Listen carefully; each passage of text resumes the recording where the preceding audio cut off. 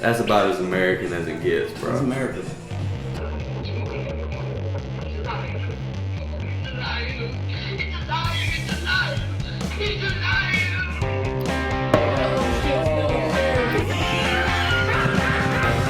Is this thing on? Check 1 2 1 2. It's fucking crazy.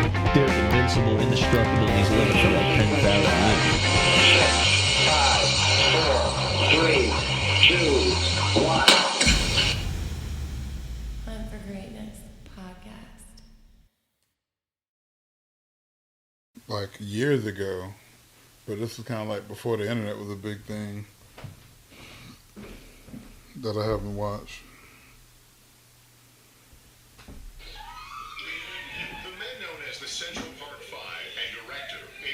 I was just reading about it too, and figured some stuff out that I didn't know. Like what? Yo, yeah, you might have to pull it closer to you.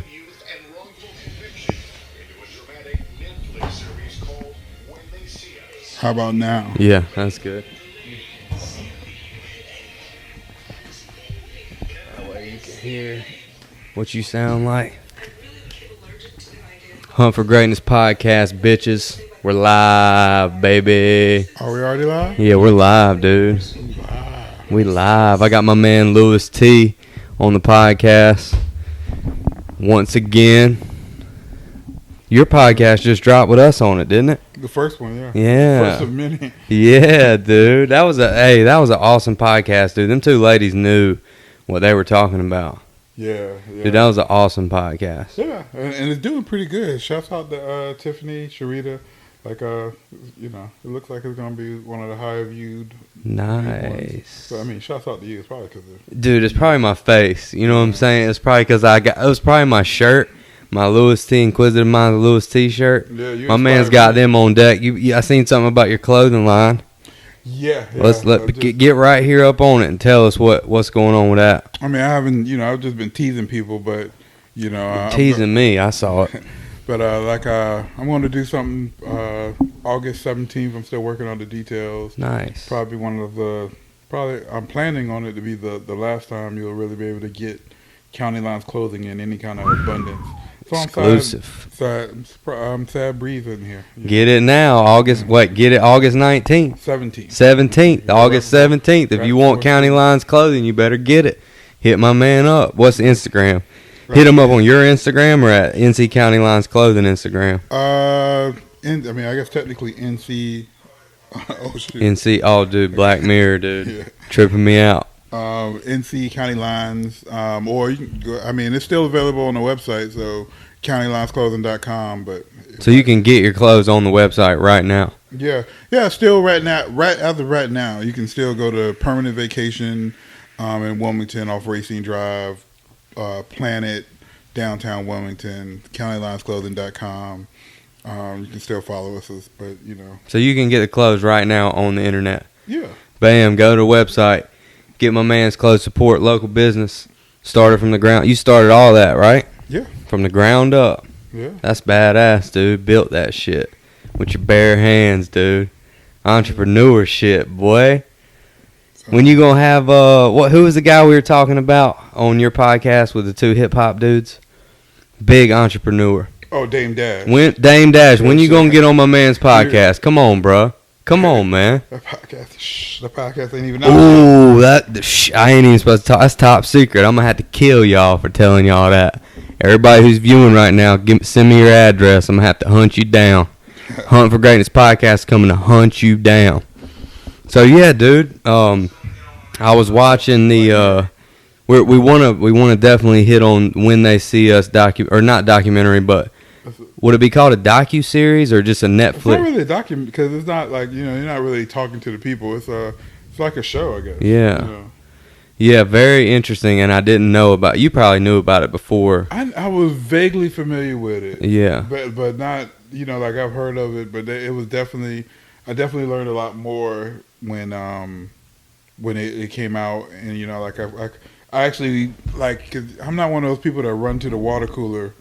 So sometimes I wait before I drink the water. But when you hit me up, that made me run to the water cooler. Yeah. Because everybody has been talking about it. So what I did is I watched a couple of old interviews.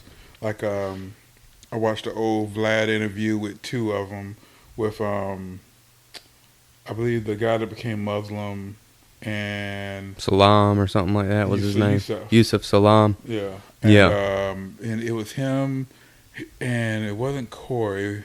I guess it was probably his homeboy because it was those two. The one they brought in just because he was there for moral support, and then he ended up getting it wasn't him because he was the guy that was the oldest because he got it the worst. So it wasn't him. Yeah, and he was just there for moral support for the other guy. Yeah, it's like he served 11 years. I'm pretty sure. I think 13. 13 years. Yeah. Yeah. Yeah, he got. I think like so they got a $40-some million settlement. 40 plus. Yeah, and he got 11 because he served the most time. Yeah. Yep. Yeah, but you know. All right, so look, so I hit Louis up, everybody who's listening, and like I'm not a Trump supporter, but I felt like that what they had in the documentary was. All right, so here's where I was wrong because I was reading some stuff. So I hit Louis up and I'm like, why they got to put Trump in the documentary? Because I felt like it was like I felt like it was kind of. You said it was dividing. Yeah, I felt like it was like divisive for the nation because that's our president now, and I was like, why? You know, it made me immediately kind of defensive. Like I was just kind of like, why? Why would you put that in? Like, what significance did that play? So I just started reading about like what part did he actually play in everything, like to see if there was something there. And I mean, I don't know if you read about it, but he put $56,000 into the Times to run an ad about the death penalty. Yes. And so, of course, he's on before they were even convicted. Like before they were even convicted, they were guilty before they were definitely guilty before proven innocent. Oh, for sure. And then they got proven guilty, but they were already guilty. Yeah. So he put all that money in there just to kind of try to get it. Now that's divisive. Yeah. You know what I mean? And I felt like the lady who made she made the Martin Luther King documentary, Selma. Same director.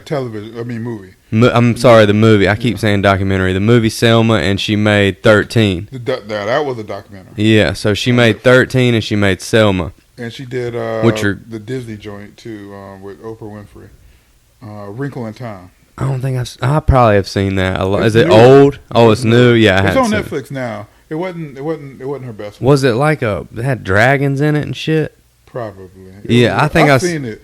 I think I've seen a little bit, and it was kind of wild, like if you ate a bunch of mushrooms or something. Yeah. Was it trippy like that? The book was supposedly trippy. Yeah, I've seen part of it, and Oprah is like a wizard in the sky. Like a giant. Yeah, I've seen it. Okay, all right, cool. Yeah. But so she's like a big director, like she's a big name. Yeah, she got like $100 million deal with Warner Brothers, I think. Damn. I know she's supposed to be doing I wonder, because that Disney movie, Wrinkle in Time, I don't think it did what it was supposed to do as far as numbers. It was kind of dope, though. I didn't like it at all. Now that I think, but I only saw like the first 45 minutes. You know, and I don't like really talking bad about my directors, but I mean, if you don't like it, you don't like it. Yeah, it was. I mean, I'm not gonna say whether I liked it or not, but I don't. Oh, you already said you didn't like it, so. You know, we'll stick with that. No, it's not. Erase that part.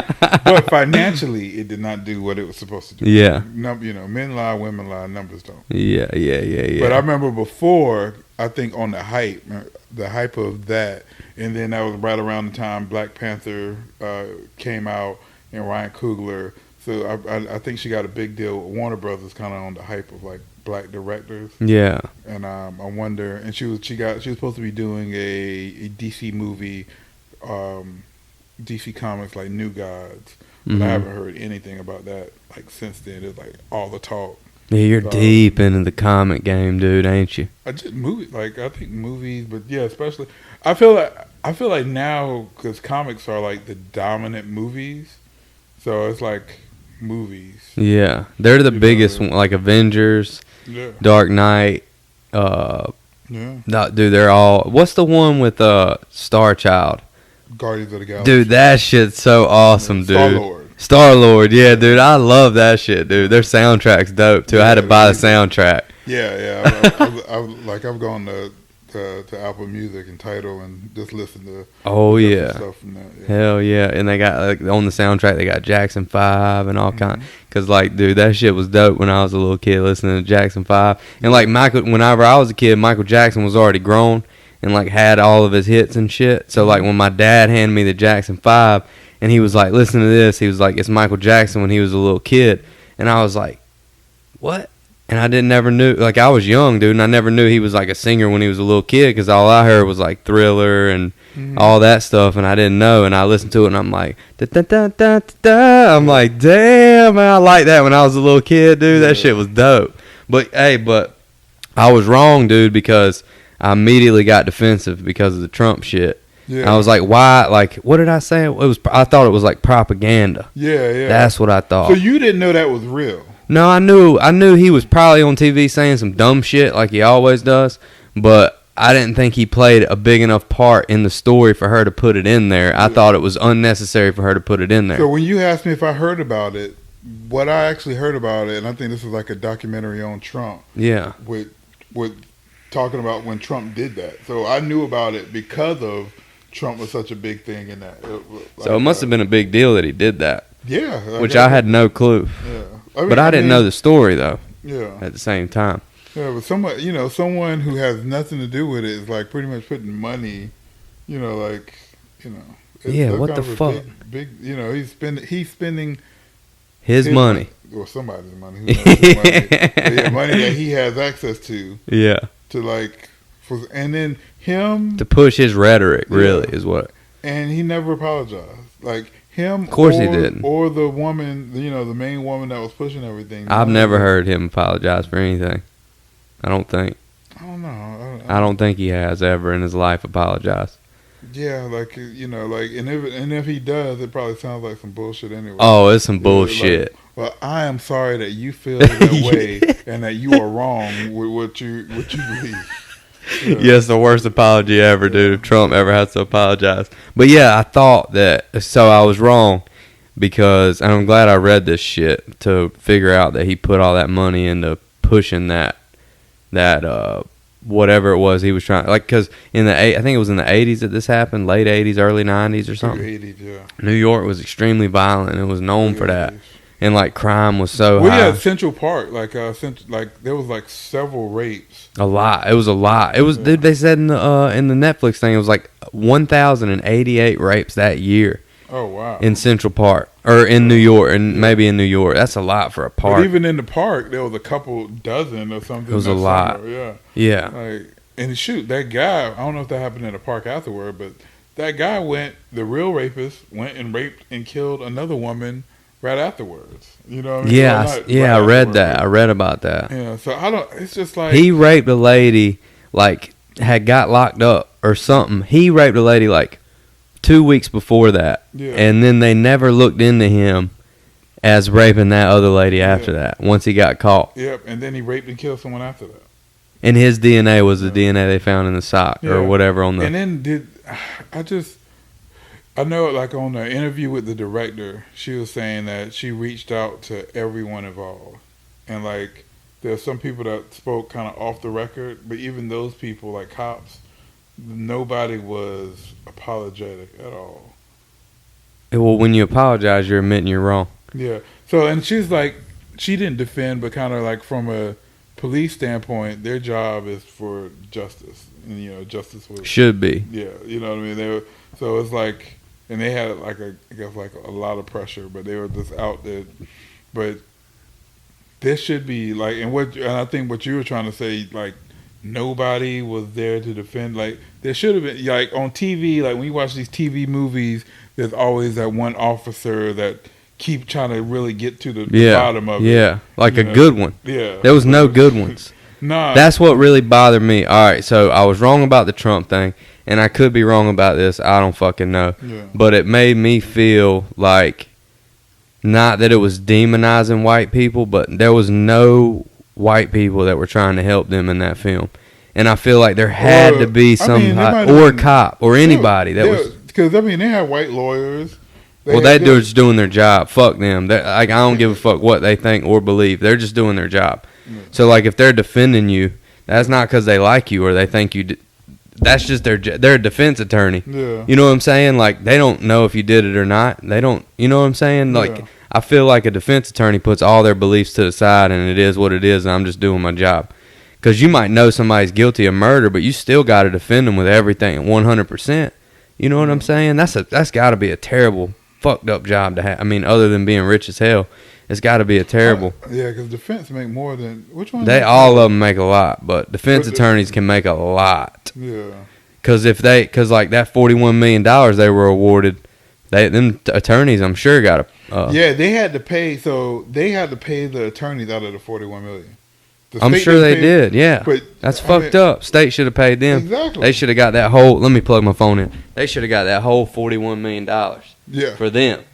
And the state should have fucking. Hey, Rogers. Oh man, don't call me during the podcast, sir. I got a charger. No, I don't. Whatever. But yeah, that's them lawyers. I don't care what. There was nobody in the film that was like, all right.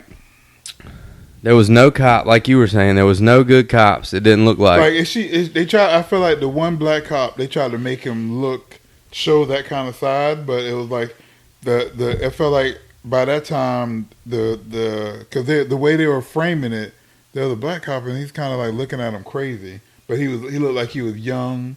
Yeah. And you know, like, and it was just like. And you know he was in uniform, so he wasn't like he was a detective, and it was just the whole thing seemed like it was just railroaded.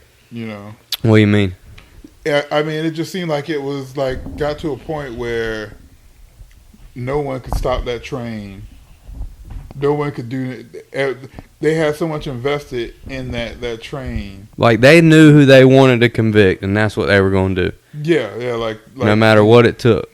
Yeah. See, a fucked up part to me was that they were trying to hide that DNA evidence from the court. They were trying to hide it because it didn't match their suspects. Yes. That's fucked up. I mean, that's trying to make, like, that's how we get so many wrong outcomes in the justice system because they put their eyes on you. They think you did it, so everything they put out has to point to you. Mm-hmm. If they have anything that doesn't point to you, they try to hide that shit. Yeah. And if you look at most wrongful convictions, like documentaries, I watch a lot of those like wrongful conviction documentaries, and it's just like they try to hide the stuff that doesn't make the case go their way. You should not. It's illegal to do that. First of all, you have to present all evidence. Like them not presenting. And the law would never do anything illegal. Yeah, dude. That's the most fucked up part about it is like there's no integrity. Yeah. There's no integrity because it's like. I don't know. But I mean, like I said, I could be wrong. But it just made me like, damn, there had to be somebody that was white trying to help them. But nobody in that film that was white was trying to help. There had to be, dude. Like, there had to be at least, there was more than one person, I feel like, in my heart that had to be trying to help those guys. Like, they had to know that was wrong. And they had to know, like, these kids are under 16 getting interrogated by the cops. Like, somebody should have stood up and did something. But like, was there really won't even know white people in the Netflix with the picket signs or anything, right? Yeah. I didn't see not one white person out there with a picket sign in that damn Netflix thing. I mean, but dude, there had to be, dude. I don't know, man. Really? I don't like. That's what I want to know your thoughts. Because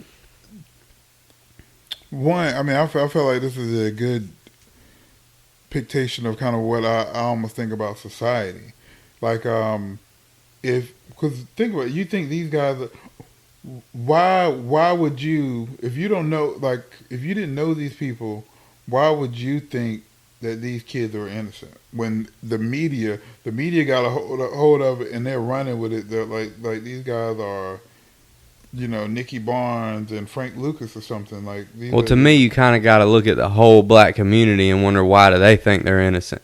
Yeah. Like you're like, to me. It's like if you got thousands of people in the streets that think these guys are innocent and you got 50 people in a court that think they're guilty, like you got to look at the 1,000 and be like, why? To me, you got to be like, why do you think that they're innocent? Like, not just because they're black.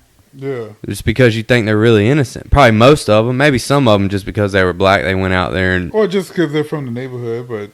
Yeah, I mean, it's like I feel like they're not. I feel like they're so you know. It's just like I mean, I equate it to. I mean, and it's good talking to you because I mean, I equate it to when I see these police officers shooting people, and like in my mind, I'm like, how can you justify that? You know, a police officer shooting an unarmed man, regardless of color, whatever. Yeah, just You know, unarmed. Like why? Yeah, like and it's like other people make justifications for it, whatever it be. So I mean, because in their mind, police are doing their job. They never had any. You mean like in the mind of like white America? Yeah. Okay. For the most part. Okay. Yeah. No, I just want to clarify like what you're saying. Yeah. I mean, and I mean, but it's not even. I mean, I even have homies that they've never had any run-ins with the law. Right. So people have never met or aware of that police officers are people and people are flawed that and make mistakes. So I mean, not even so that's why I didn't even bring necessarily color, but for the most part, bring this a little bit this way. Okay, for the There most you go. part, yeah, white America, but not necessarily white. Yeah, You I understand what you're saying. I'm just trying to get you to clarify so I can be right there with you. But yeah, so they're automatically, what did he do wrong? You know what I mean? So Right. Just like some people, she was like for the people because I felt like there was times where people kind of try to step up in that documentary and say something, but the main woman in charge, but they had to do something. They're out in the park. These other things happen, so they're part of that. And Guilt by association or whatever they could 'cause grab. there was some stuff, from listening to the interviews, like the guy getting jumped and beat up. That like there was other things that happened that night that I mean they wasn't necessarily a part of, but there was originally like one of the guys said it was like the Central Park 13. There was like a bunch of them, and it just ended up kind of getting whittled. Some other people copped out to the other charges, but that kind of kept them from getting the rape charge. Yeah. So it's like, and it just so ended up getting whittled down to the Central Park 5 instead of like 713 or whatever. Because it's like, and I'm like, man, how can you find these guys that beat up some dude on a bike this quick, but you can't find like the rapist? Yeah. Like it's just it just amazes me. Well, New York in the 80s and late 80s and early 90s, they had a lot of racist like issues with police and things like that. Same thing in LA. Yeah. But there was no checks and balances. Like today, I feel like you may not feel like this, but I feel like there's a lot more checks and balances as far as like you got to wear this video thing. Like we get to see and hear everything you do. So like, I mean, later, like Sandra Bland, like after it's over, yeah, like Sandra Bland's that camera just came out a few months ago, and she's been murdered 2 years ago. So yeah. What was the story about that? Sandra Bland supposedly committed suicide. Yeah, she got a random like pulled over, and yeah, she hung herself supposedly in this jail. And then, like a year later, somebody else, a black male, supposedly hung himself in that same jail. Yeah.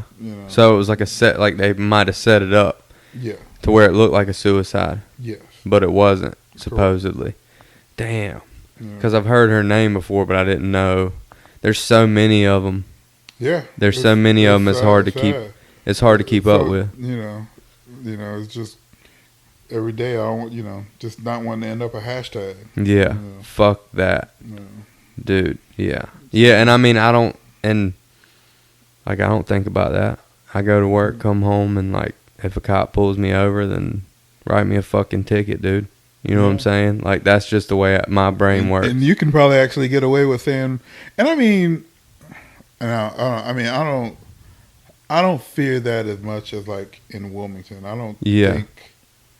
Women like I've seen and heard small things, but it's still kind of in the back of my mind, because it could always be the first. But I mean, I feel like WPD I don't know, but then again they did.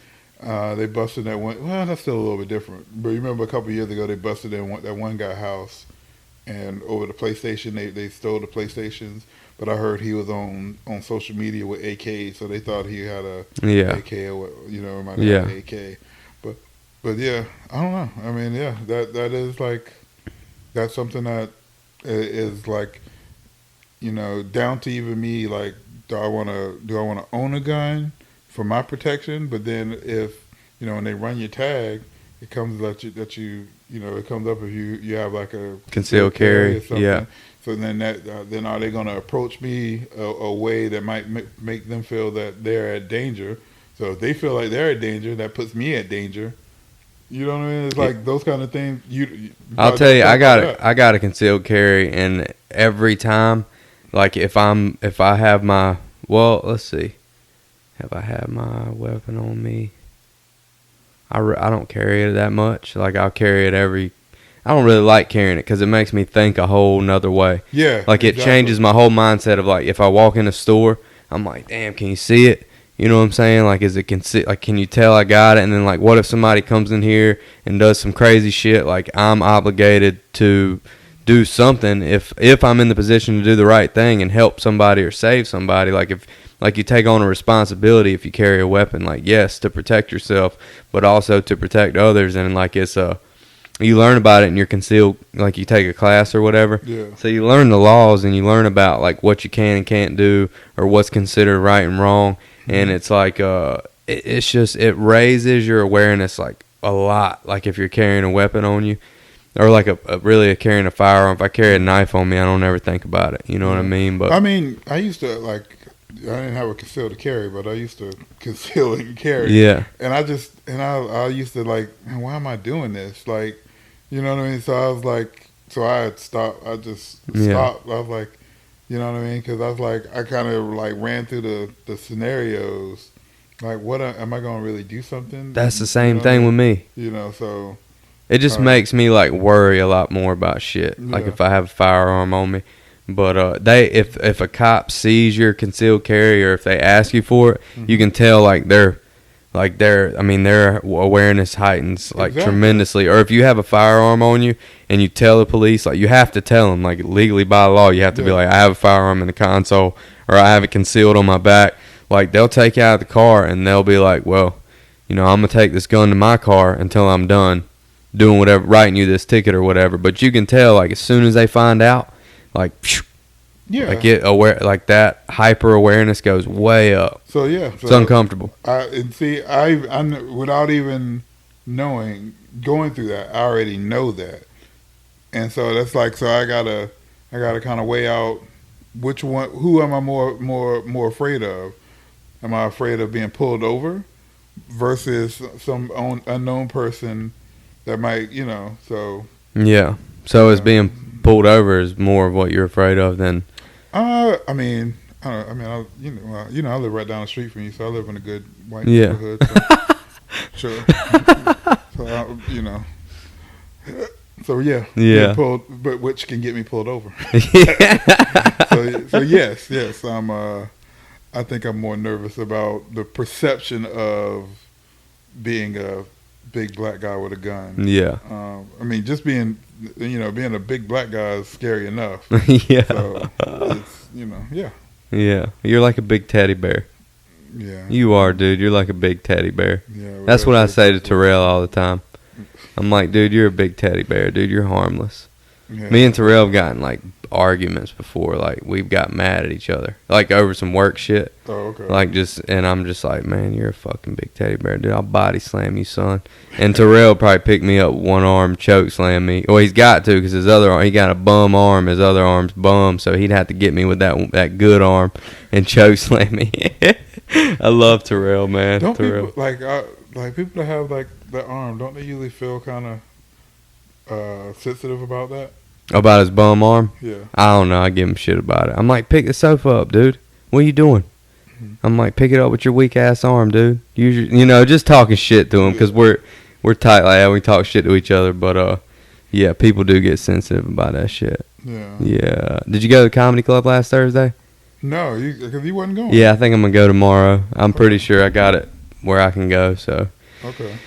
yeah, I just gotta make sure the little man's good, and she's not like overwhelmed or stressed out, because like one person with a kid can sometimes be stressful, and like if you don't have the help you need, because I gotta go down there at 6:30 to get in line, so I can go on it.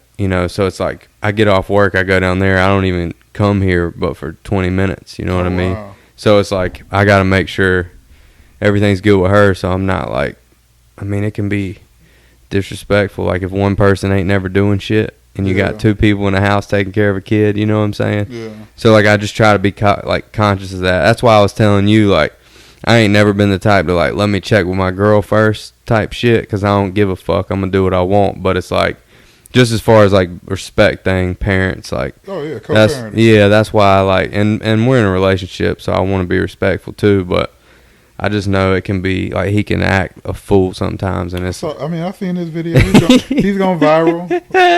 Yeah, He wants his pizza. dude, he rarely does that, dude. But he was having, I don't know if he had molars coming in or what, but that shit can be overwhelming when he's like telling you no, and you're just like, bro, you're 2.5. Like, go to timeout. Like, you're gonna listen to me, dog. You know what I mean? And it's like they don't give a fuck, dude. Yeah, pizza. Dude, no, I'm not giving you pizza when you act like that, bro. Pizza. Did your mom give you pizza when you acted like that? I never acted like that. Dude, that shit's crazy when a little kid acts like that. Beatings was legal back then. Yeah, dude, 2.5's like a little too young to beat him, though, ain't it? Like we'll pop him on his butt. Yeah, you shouldn't have to. Yeah. We won't spank him hard. You know what I'm saying? Like, But I'm still remembering when you had to go and pick out your switch, and then you had to get that was. I never did that. I just got beat with the belt. And I don't think I've ever got beat with the extension cord, but I used to hear about it. Ooh, that'd be bad, dude. Anything they can grab, they're gonna beat you with it. But picking up your switch, because if you pick one that's like, you think you're safe with, it's like then they go get one, and it's like 10 times worse. Ooh. But then you don't want, it's like, that was just like the most, like, I don't know. That's got to be scary when you're walking out there to pick your own death, dude. Yeah. Like you're picking your own fate. Yeah. And my mom never made me pick a switch, but she had to. And she said she would pick small ones at first, and then they hurt so bad she would just pick bigger ones, like sticks that were like small. Yeah. She said they would hurt so bad she just started picking bigger ones, and they didn't hurt as bad. I'm like, why don't you just be good? And you wouldn't have got beat like a youngin' that you were. Oh, so you're talking about when she got beat? Yeah, when she got beat. Not when she beat you. No, my mom beat me. Well, they used a belt. Like my daddy beat my butt with a belt. But it was like leading up to the beating was the scary part. Like, the beating sucked. The beating sucked, but like but it was so quick. Like really, that the drama of it, because it was over quickly. Quick. But it was like how scared I was up until that point, like scared to death. Like I will hide, and then if you hide, you get beat worse. Yeah. If you try to run from it. Yeah. But like, I mean, do you think that? See, I just think you like. I mean, yeah, you can take stuff from. I know you don't have kids, right? I'm pretty sure. So you can take stuff from your kids and shit. That's right, lady. But like, no kids. But go ahead. We do. Hell yeah, Louis T. Baby. But yeah, dude, fucking like you can take stuff from them and everything and put them in timeout, but like I feel like getting spanked is the most embarrassing thing ever. Like when you're like 7 or 8 and you're getting embarrassed in front of. Oh yeah, man! Like when people know you're about to get a beating. Like I remember, I don't think I was a bad kid, but I did some shit. Like I remember it was one time, I don't know, and I think it might have been my inquisitive mind. But like one time there was a kid, I think the kid, he's famous now too. I think it was Damian Miro, and I just stuck something to his bicycle wheel while he was riding his bike. Yeah. And I remember that's one of the last times I got a beating. I remember just sticking something like a stick or something. And he flipped over the handlebars. Yeah. Oh shit, dude. I just kind of like one because it was kind of moving quick. I think I just wanted to know if I could actually stop it. Yeah. Yeah, and then I wasn't sure what would happen. Dude, I got beat for the same thing. I threw a basketball. My brother was riding a tricycle. I got a little brother, and I chunked the basketball at the front wheel. thinking that it could throw him over the handlebars, and he wrecked it. It didn't throw him over the handlebars, but he wrecked it. My dad saw, and it was a wrap after that. Boy, I got beat. But yeah, I don't know, dude. Like, I feel like, now people don't want to spank their kids, but I feel like sometimes you got to spank your kids. I don't know. I don't know. Yeah, you can get in trouble. Yeah, I don't know, dude. Maybe there's another solution. Like, he threw something like, what'd he throw? He threw a fucking big old toy. Like, he was right here, like me to you, and goes wham, and just hits me in the face with it as hard as he can, busting my lip. And so my reaction was like, I'm gonna hold his hand, spank him. And like, I didn't spank him hard, but it hurt his feelings. Like, you could tell, like, he was just like looking at me like I just punched him in the face or something. Yeah. Like, and I probably shouldn't have done it because he's 2. You know what I mean? But I was just like, damn. That fucking shit hurt. You just busted my lip, bro. Yeah. So was he doing it with malice or? Oh yeah. He was pissed because I wouldn't do something for him or something. And he just goes wham. I'm like, hell nah, dude. You ain't about to act like that in here. Yeah. You know what I'm saying? But he's 2, so it's like I gotta let some seriously let some shit slide because a 2-year-old sometimes they don't know right and wrong. Yeah, terrible 2s and 3s, right? Yeah. Oh yeah. It's last week. It was rough, dude, but this week he's been awesome. So it's just like hit or miss with a kid, dude. Like, sometimes you're like, yeah, this is fucking awesome. And sometimes you're like, dude, I'm ready to go to bed. Fuck this, dude. But, I mean, I guess that's just life. That's what everybody, I mean, some days I'm like, yeah, everybody's awesome. And some days I'm like, shit, everybody sucks, And I got moods. So it's like, of course he's going to have, like, probably even worse or better, you know what I'm saying? 2-year-old. Yeah. But I don't know, dude. Fucking something's wrong with the kids nowadays because they're all fucking retarded. And I know I ain't supposed to say that no more, but whatever. Yeah, you can't say it. Whatever. I didn't mean it like that. I didn't mean it like mentally disabled. But then again, they're dumb as fuck. I mean, everybody has like a mental illness. Like, there's a lot of there's a drug for everything. So You think the drugs messes them up worse? Yeah, I don't believe. Yeah, I don't. You think ADD is real? To some people, I don't think it's necessarily. I think everything is kind of blown. Like, I feel it's almost like stereotypes. It's like the stereotype comes from somewhere, but I mean, is it really everybody? No. You know what I mean? No, so it's definitely not. I feel like a lot of those things are blown out, and then it's kind of like, I mean, it's almost to tie it back into when they see us. It's like, well, we already have this answer, so we're going to go with this. So we're going to make this fit you.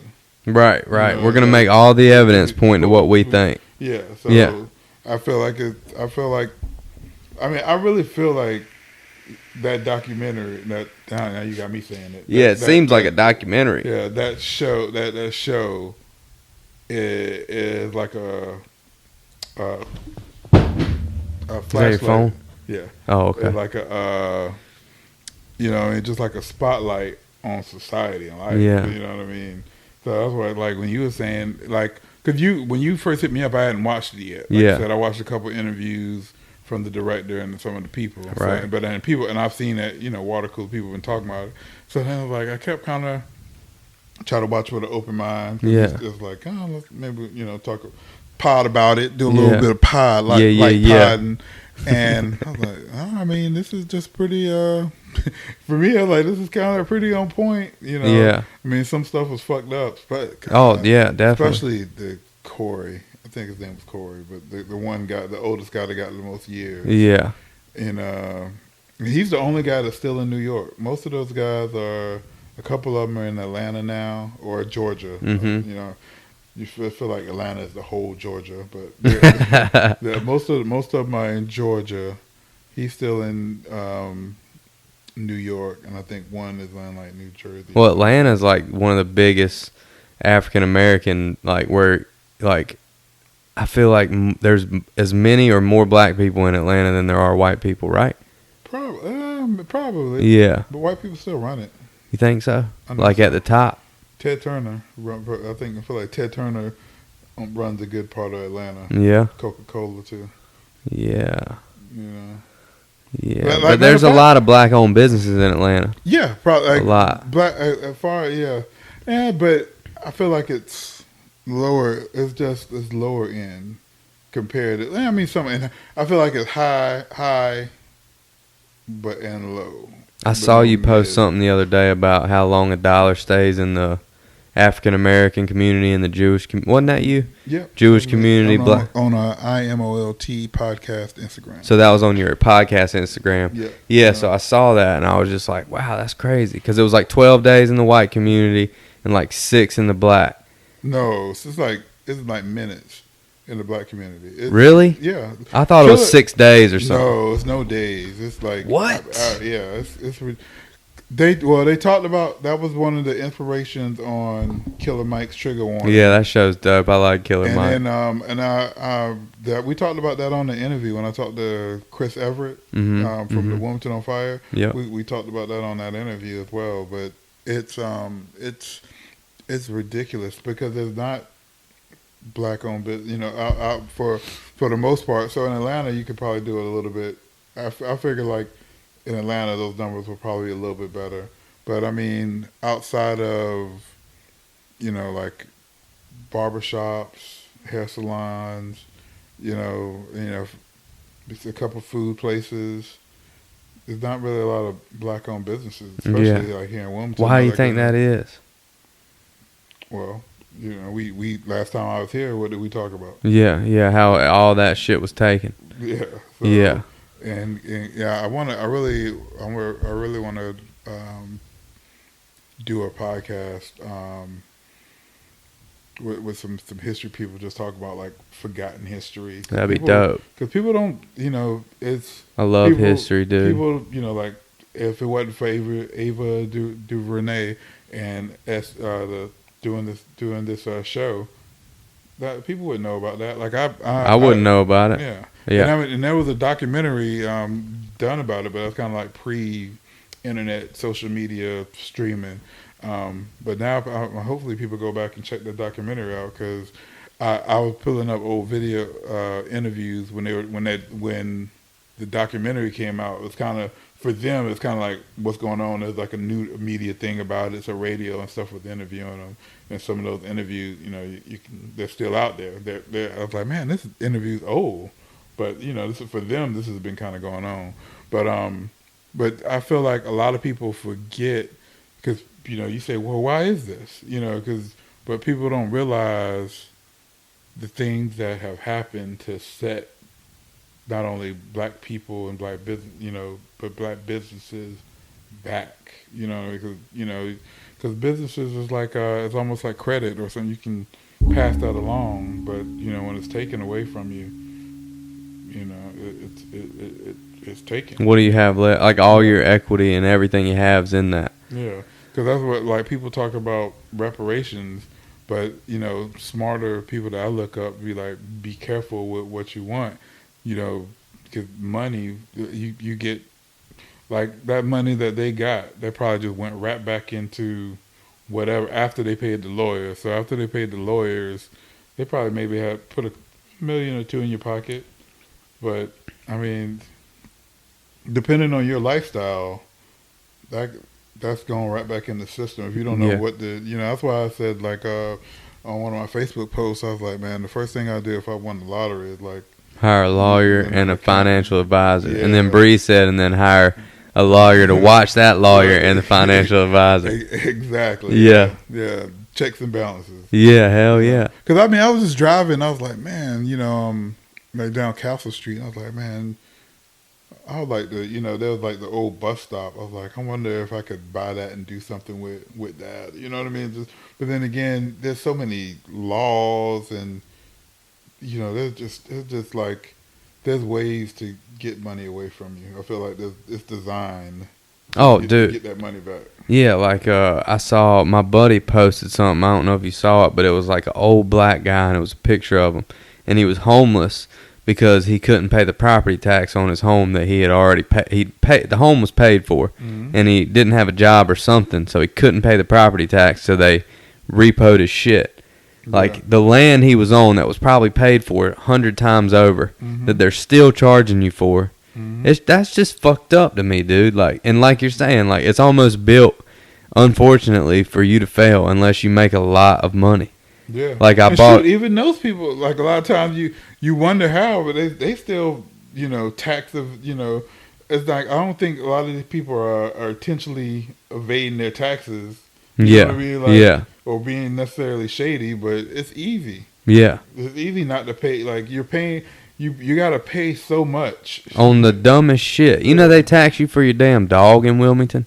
You get a dog tax, bro. If you've ever taken your dog to a vet, that he's in the system, and then they send you like a $10 bill to pay the city. Is that why you don't have a dog? Nah, dude, just because I'm going to let him pick out a dog when he gets big enough. Okay. I got a pit bull, but I'm afraid because the pit bull's 10 years old, and I'm afraid to bring him around some kid that he's never, you know what I'm saying? Like, he's a good dog at my mom's house. Good, badass. It's big boy bloodline. Okay. So he don't have the brand like all big boys' dogs. I don't know if you know about like his pit bulls that they all have brands in them. Okay. The big boy brand, but his head, dude, it's I'll show you a picture. His head's like that big. He's blue brindle. Okay. Badass, dude. But my buddy Tone, his daddy or stepdaddy had the big boy dog, and I saw him, and he had the brand on him and shit. Mm-hmm. Dude, huge, like gator, like big blue pit bull. I'm like, bro, I need a dog off of that. And 2 dogs lived off the litter. The rest of them died, and I got the blue one. A blue one and a black female lived, and I got the male, and then I don't know who got I think he might have kept the female, but yeah, I'm afraid to bring him. Like, he's just, dude, I take, I let him play with him when I go to my mom's house, but I'm like right there all the time, and he's bit like one person, but he don't really like, he ain't biting to hurt you. Like, he'll just kind of, like, you know how pit bulls play? Yeah, but I don't know. Like, I know one of my friend's daughters, their parents had a dog or something, and it scratched their daughter. It freaked them out. Yeah, if they grew up with the kid, like, say, he's 5 or 6, and he gets a puppy, and the puppy grows up with him, probably not going to have any issues, you know what I mean? But that's why I don't have a dog. But, yeah, dude, they tax you on, like, I got a boat the other day. And I thought on getting a boat. Dude, I knew that. Thanks, dude. I knew that it was going to be like some crazy shit charges that I wasn't. I knew they were going to be there. You know what I'm saying? But you get your sales tax. You got to get insurance on the fucking thing because you can't pull it like down the street without having insurance. They tax you. They tax you on the trailer. They make you get trailer insurance. They make you get boat insurance. They charge you sales tax. They charge you property tax every year. It's just like. It's a luxury item, though. If you ain't buying, well, everything's like that, though. Your car, your house, you got to have insurance. You got to have a house and a car, dude. You don't have to have a car, but you got to have a roof. If you're renting, you don't pay tax, do you? Nah, because that's the landlord charges you enough to where he's making money and paying taxes on your shit. You know what I'm saying? Yeah. You're like, I don't know how much my house insurance is like $1,500 a year. So like I pay that throughout the year though. It's like what's it called? Yeah, mine's an escrow. Escrow, that's it. Yeah. Yeah, man. I was like, I called my mortgage. Bro. I was like, because I guess my insurance went up or something. Like, it don't never go down, bro. My mortgage. I'm like, because I like 2 months ago, I was like, I went to go pay it. I'm like, $30 more or something. I don't know. It was. I think it was a little bit more than that. Mine was like $30 more. And I'm like, okay, but I'm just like, well, maybe I was, maybe I'm late, whatever. Some yeah, fees. Yeah. Like I'm thinking, it's like, I was like, I've had my house. It was like right over the year mark or whatnot. Like, so I'm like, maybe same with mine. Yeah. So I'm like, okay, and then I go to pay it again this month, and that motherfucker's still high. So and then it's like, so I call them up. And I was like, yo, matter of fact, they calling me because I ain't paid that shit yet. And like, well, no, I'm calling you. Let me call, like, okay, I'm paying it on, I went ahead and set up the pay, like they were to draft out. Yeah. The money. Because that's what happened. I'm like, in my mind, I'm thinking my mortgage is going to be a certain amount of money. So, bam, I got that. For sure. Same it's about shit. Like $75 more. I'm like, this is like. That's a lot a year, bro. That's damn $1,000 a year. So I'm like, hold on. So I was like, okay, well, I'm gonna just make sure I don't spend, and I'm just gonna pay it. What was it that went up? Because was it the insurance or was it something else? So me, I did an FHA loan So I can't remember what I did. So FHA loans. I mean, shouts out to Washington's at Movement Mortgage. But so with an FHA loan, that's because I didn't put 20% down or whatever. Yeah, I didn't either. They actually do another. So you have a FHA insurance thing too. So I'm paying that, which after I get like 80% or 80, after I get paid like 20% of the house off or something, You don't have to pay that insurance anymore. I kind of gotta you probably refinance. So Yeah. I gotta make sure I gotta keep my credit good or get it better because my credit wasn't great, and I had I wasn't putting 20% down. So And it goes down when you get the debt from the house. Yeah. So your credit actually drops when you get your mortgage because you owe $100,000 or 80 or whatever you owe on your house. Yeah. So like, you know what else is fucked up? And I'm done complaining after this. But Being black. dude, when they run your credit, it hurts your credit. Dude, That's so stupid. Not okay, not the new whip, the whip before that. This asshole The Lambo. Yeah, so not the Lambo truck. The car. The coupe. Yeah, the Maserati. Yeah.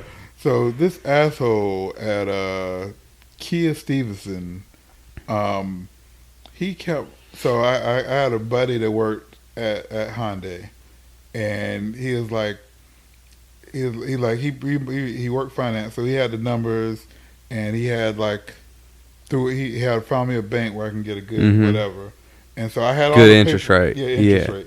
So I had the paperwork, but he didn't have a car that worked for me. Yeah. So I was like, well, he's like, yo, take the paperwork, and the dude at Kia Honda. So you had already had your credit run. Yeah. And you're like, look, I got the paperwork. Don't run my shit. Until we got a done deal. Yeah. This asshole ran my credit so many times it fucking dropped, so I couldn't even get the deal that I initially had.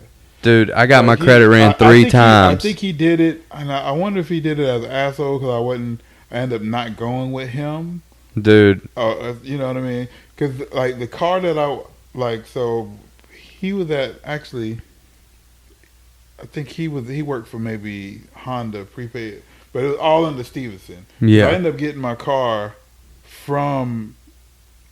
So yeah, because it was like, I don't know, I ended up going to Kia to get my car. Still Stevenson though, right? Stevenson Kia. Yeah.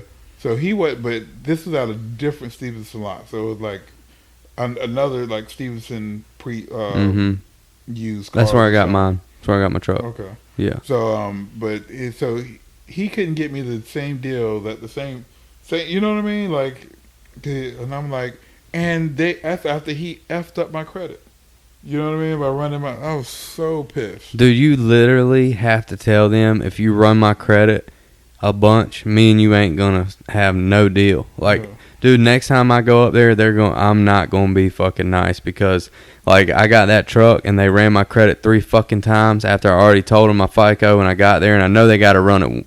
Maybe they gotta run it 3 times. I don't know. They shouldn't have to run it 3 dude, times. hell nah. Cause it's like, dude, but see, why does it hurt your credit to run it? That should not be a thing. I know. I mean, it's because like you're looking for money.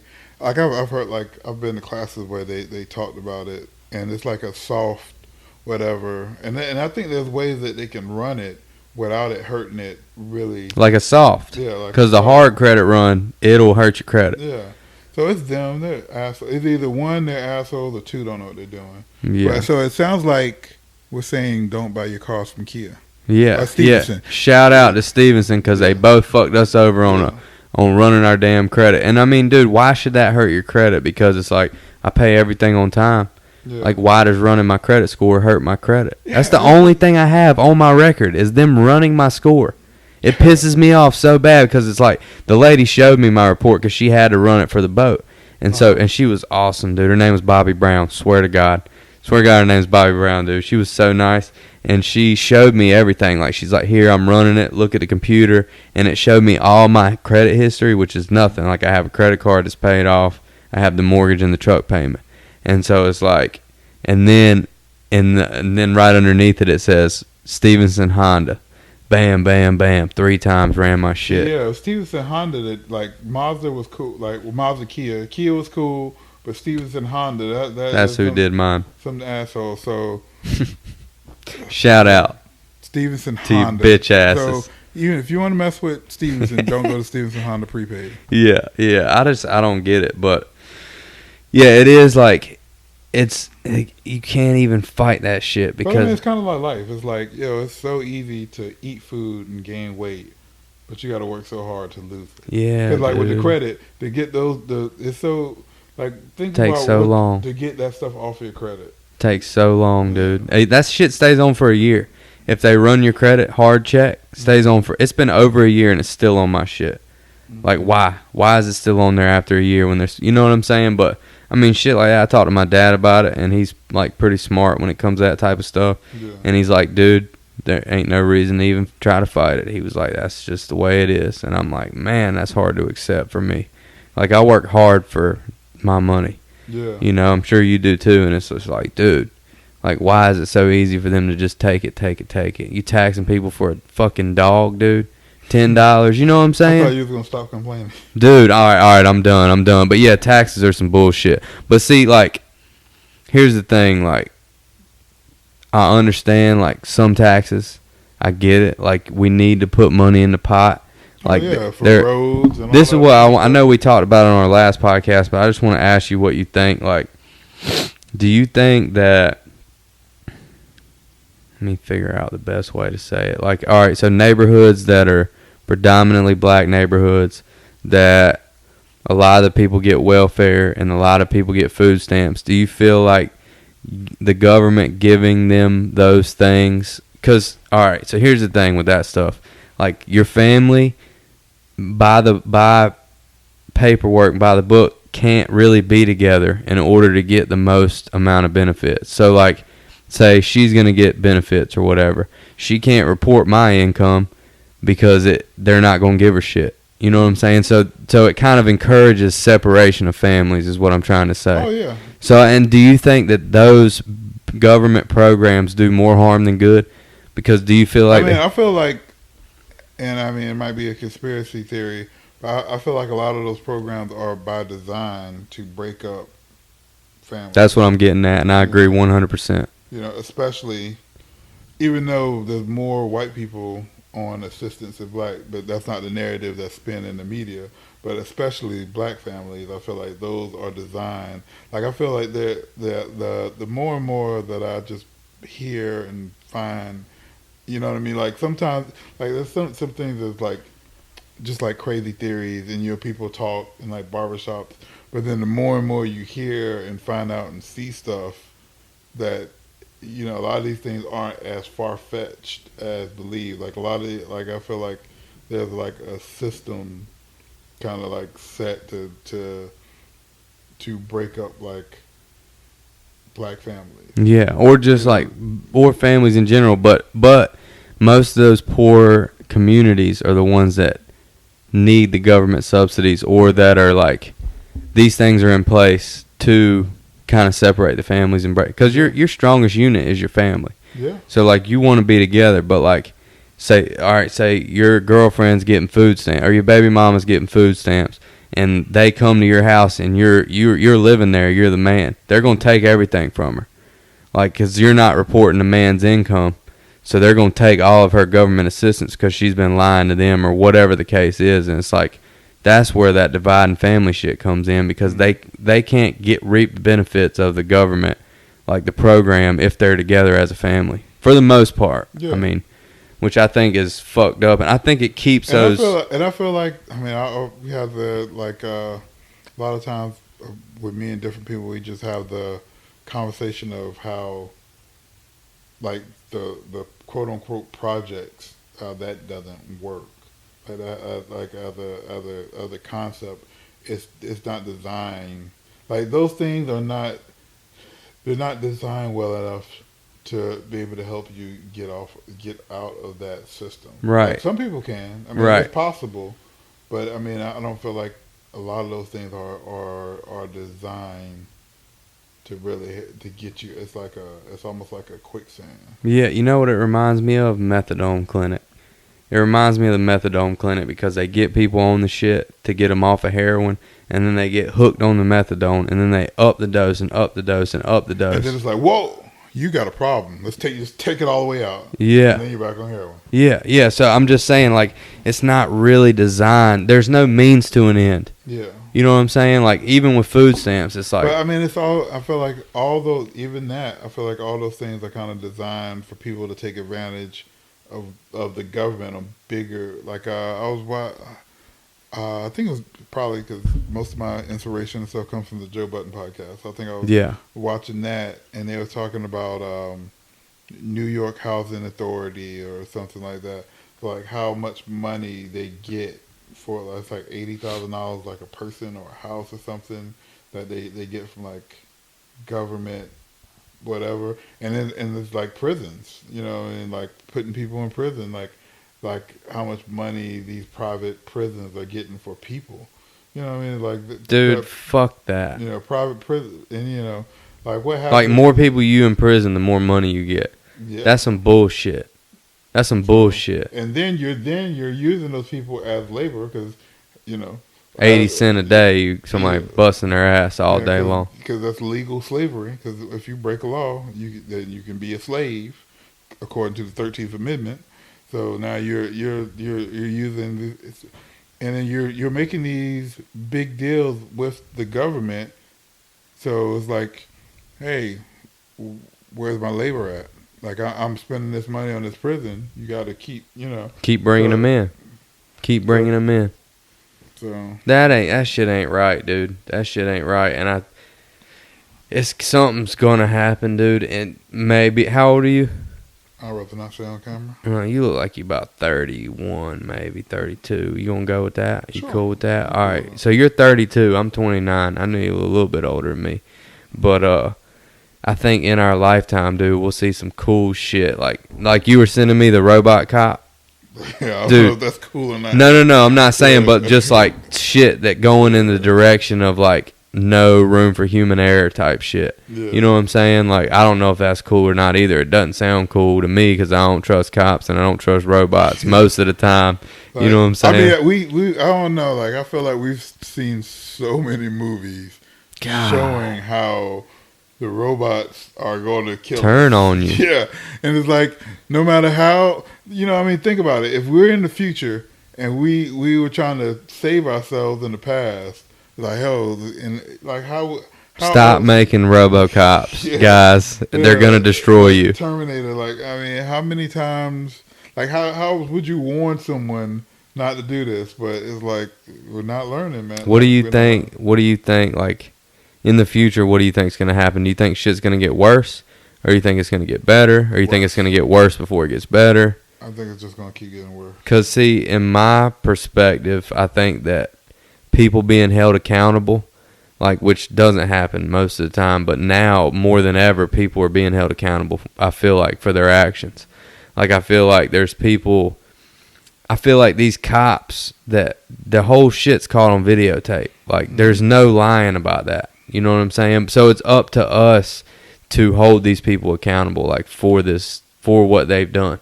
You know what I mean? Just as a society. Most of the time, no, probably, but people are being held accountable more than they ever have, I feel like, in positions of authority.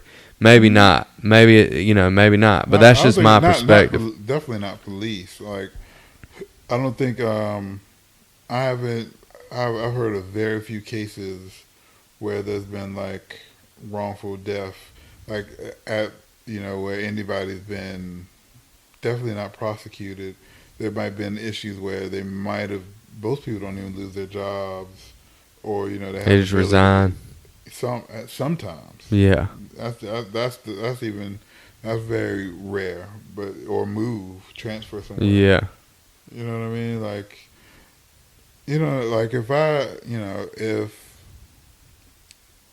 if I messed up on my job where it impacted someone to the fact of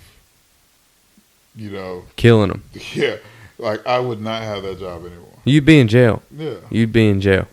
But I'm just trying to think, because I know that's extreme, and police have a lot of pressure. I wouldn't want to do their job.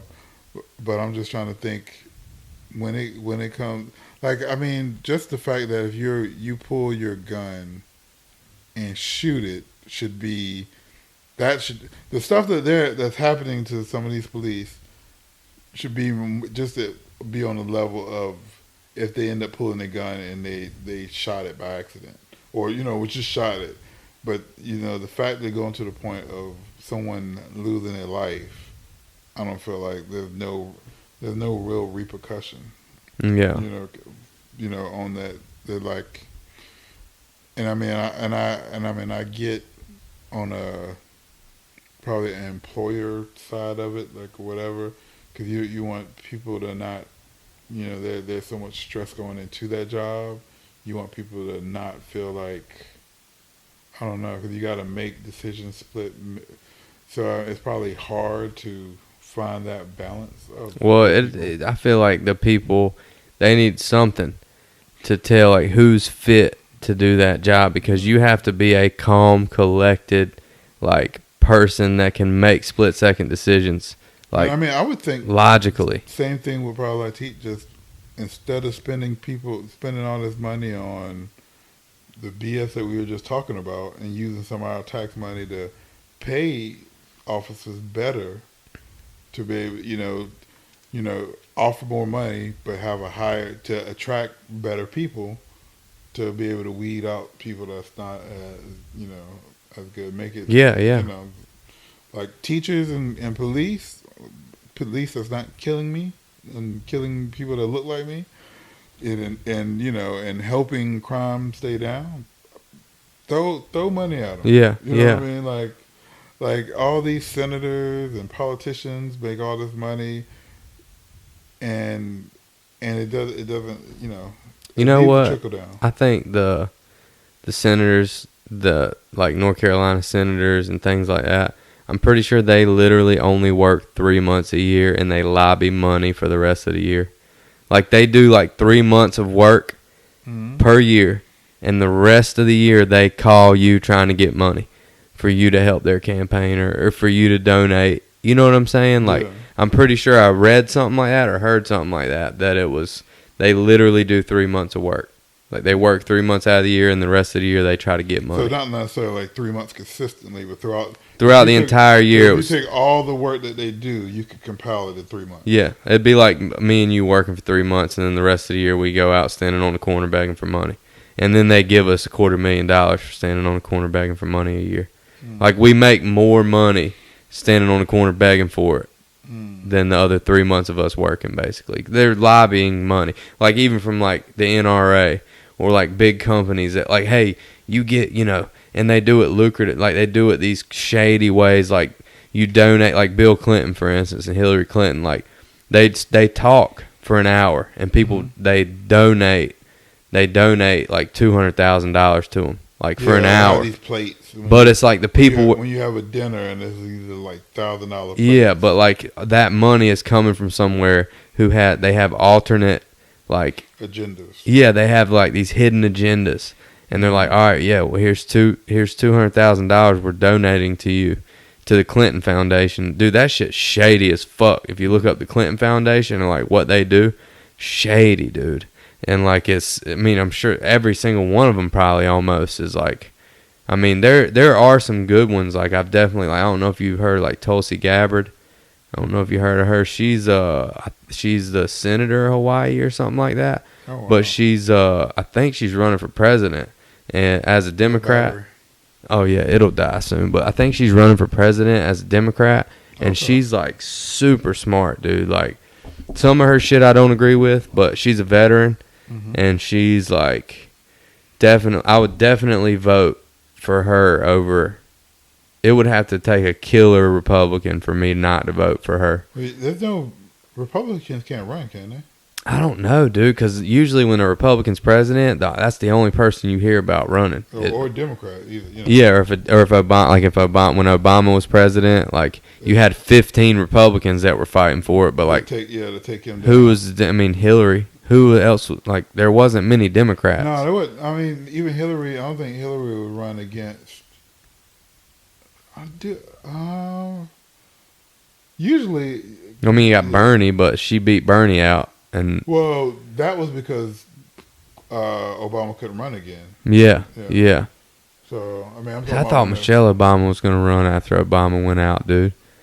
Cause I feel like she'd have had a good, like, even though she's not like a real, like, true politician, I don't think. I feel like she would have had a good shot just because Obama was Yeah. her husband. You know what I'm saying? But I don't know shit about politics. I just know I heard 3 hours of Tulsi Gabbard on Joe Rogan podcast, and I loved it. Like, it was just like, damn. And then I heard this other guy his name's Naval. And I'll call him Naval because that's how I remember his name, like belly button, Naval. Yeah. But his name's Naval. And, dude, that shit is amazing, dude. Like, he breaks down everything. You should definitely, if you're interested at all in politics, you should listen to it because he breaks it down, like, fundamentally where I can understand. Like, because most of that shit's over my head, you know what I'm saying? Like, but it was fucking probably one of the best podcasts I've ever heard. Oh wow, yeah. So far, like, I'm not into politics. So the stuff that's like come to my radar has just been like Bernie Sanders and Joe Biden, Yeah. which I'm not really feeling Joe Biden, Mm. and I don't feel like Bernie can win. So I'm glad that maybe hopefully somebody of those. Tulsi guys- Gabbard, look into her, dude, or even maybe listen to the JRE, the Joe Rogan with her on it. It's good, man. Like, she's down to earth. She's like me and you. It was so dope to hear somebody that's like running for president that's like a normal fucking person. You know what I'm saying? Because they're always like banging out these crazy ass things that they say they're gonna do, and they never fucking do it. You know, and I don't know, dude. She's a I think veteran. that was some part of the appeal to Trump, though, is because he's not a politician. But Well, she's a politician. Yeah, But she but- seems like a normal person, like a logical. She would definitely be a woman. It would take. I'm telling you, dude. I'm not sexist or anything, but it's gonna take a badass woman to run the USA. And so it's like, dude, I gotta have somebody like this badass like her, dude. She's badass. And I'm not like even. I don't know if I think I registered independent because I don't ever know who I'm gonna vote for. You know what I'm saying? Like, I'm definitely not voting for Bernie Sanders just because of the socialist aspect, and that doesn't work at all in any country that's ever been socialist. Does not work. And like anybody that tries to argue about that, it's like, tell me a country where it works. You know what I'm saying? Like, it does not fucking work. Like, even like it takes like we need some smart ass people, dude, to figure out like if we're gonna do universal health care, and if we're gonna do like any of that universal shit where we all pay taxes on it. Like, none of that shit really has ever worked for us either. Like, the government does shady ass shit with our money. yeah, that's Like, how do we trust you with our money when you can't even fucking, like, the stuff that you say is good, like Social Security is going to run out before we even get it. Like, it's going to run out because life expectancy. Like, how could you not predict that when you were making this program? So, like, how can we trust you? It's going to take really smart fucking people, dude, for, you know, and I don't know if a president ever really can make, like, long lasting changes, you know what I mean? The next one that comes in just does away with all of it. Yeah, especially if it's a different, like, I mean, just especially if it's from a different party. Yeah. So it's like, so the first 2 years is like undoing all the good stuff, whether good or bad, that the previous guy's done, and then, yeah. See, that's a big problem. This is crazy with Mexico. Every 5 years they get a new president, so they can't ever do shit to the cartel because a president will put a plan in place, and then he's out in 5 years, and then the next president comes in with a different plan, so they can't ever like keep the cartel down. So like the cartel every year is like, that's why they're so powerful in Mexico, and like how they've ran the government and fucking destroyed the country and ran the country and shit. Because the same thing in U.S., it's like another person comes in and just undoes everything. It's just so illogical, bro. So, like, how does Canada, like, Canada, I think, has socialized healthcare, socialized medicine. Yeah. And so, like, the thing about that, and I'm not that smart, but from what I've talked about with people and what I've read is like, all right, so you got a doctor.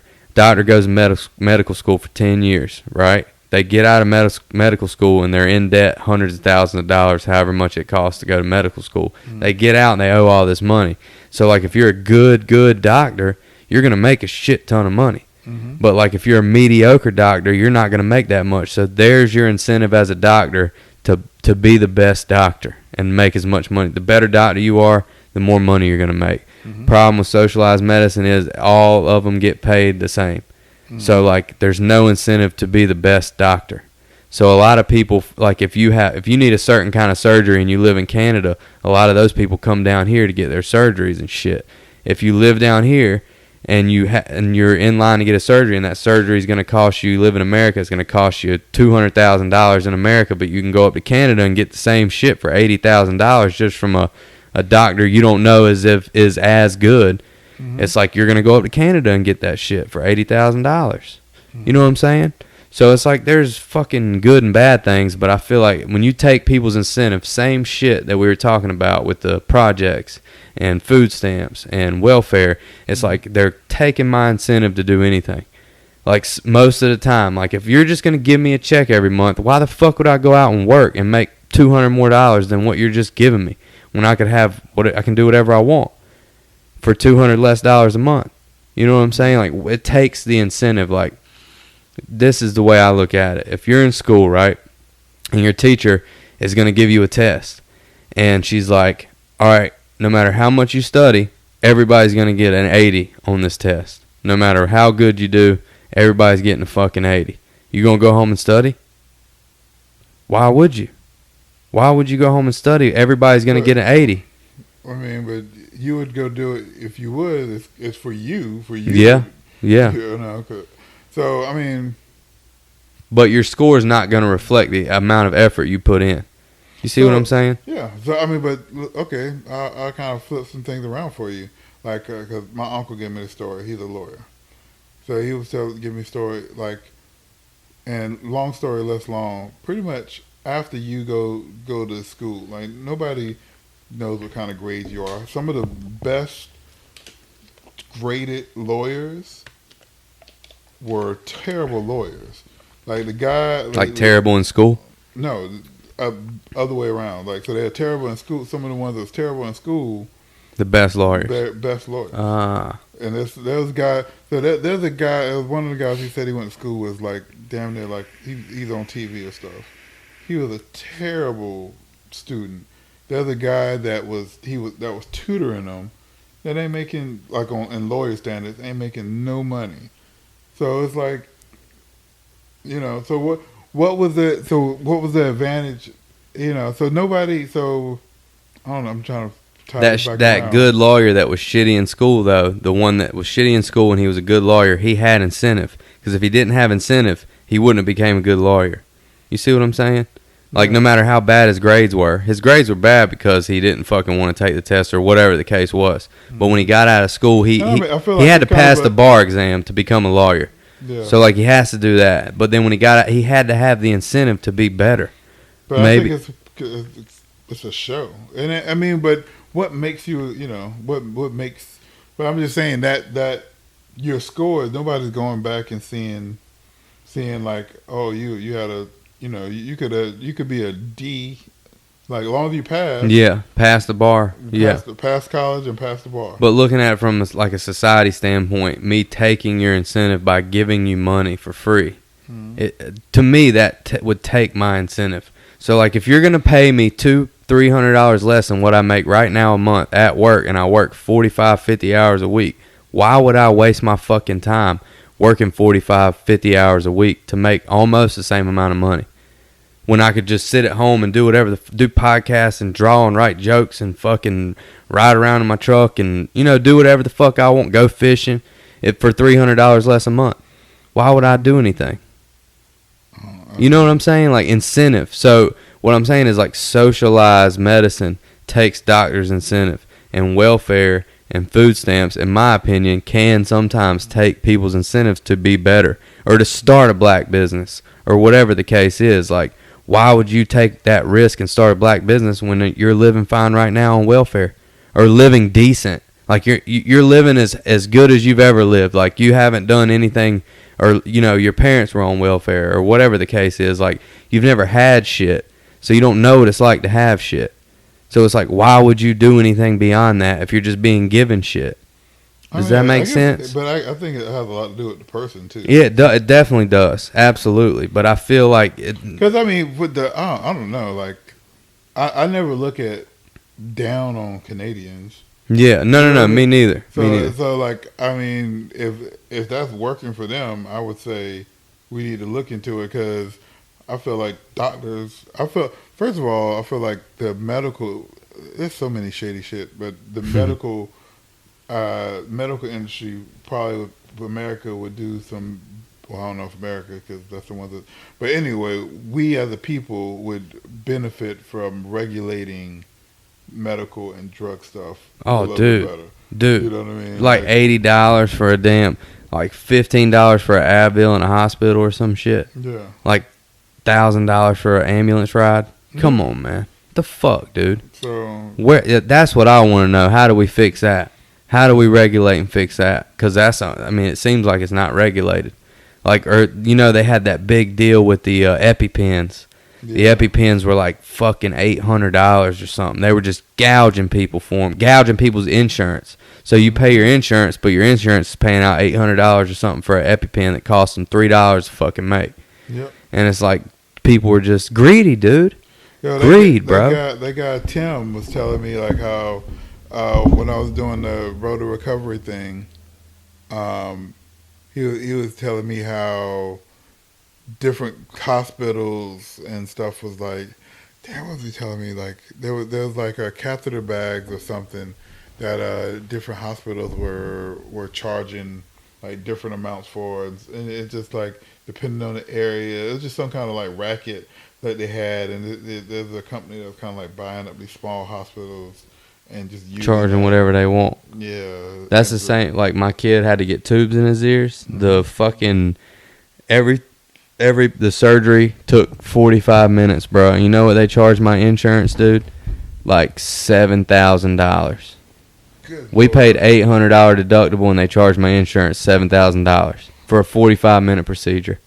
So they got 7 G's for it. You know what I'm saying? But yeah, I mean, anyways, I don't know what the solution is because I ain't smart enough. But I know I fucking got a few opinions about it. You know? Yeah. I mean, it's been cool talking to you, like be able to see your perspective on, because we have different perspectives.